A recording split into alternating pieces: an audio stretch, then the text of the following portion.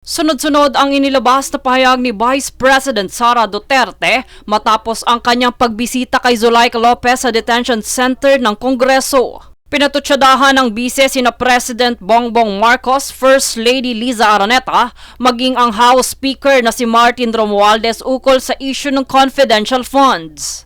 Yung lahat, Martin Romualdez, Lisa Marcos, Bongbong Marcos, ginigit-git nyo yung mga tao ko dyan sa envelope na yan.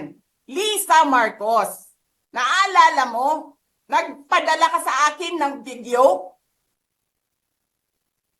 Sinabihan mo ako saan kukunin ang pera. Pinakita mo ang muka ng tao doon sa video message mo. Sa nasabing pahayag ni VP Sara, dito ay dinetalye ang pagpapahintulot umano ni First Lady Liza. You sent me written instructions about money. Millions a month. Anong nakalagay doon sa envelope? DepEd. Anong ginawa ko? Binigay ko sa DepEd. Aniya ang naganap na panggigiit ay bunsod ng pagtigil ng kanilang opisina na sumunod o tumulong ukol sa paraan ng paggamit ng pondo. Paglilinaw ng bise, nais lamang nilang ipagpatuloy ang tungkulin sa kanilang opisina.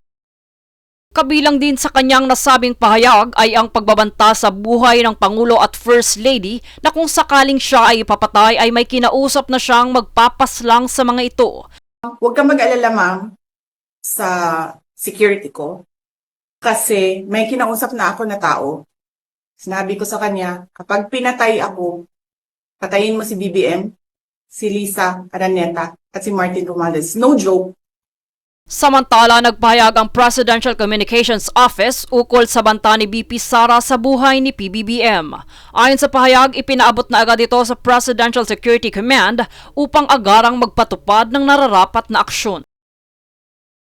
Jade Buhoy, nag-uulat para sa One Media Network.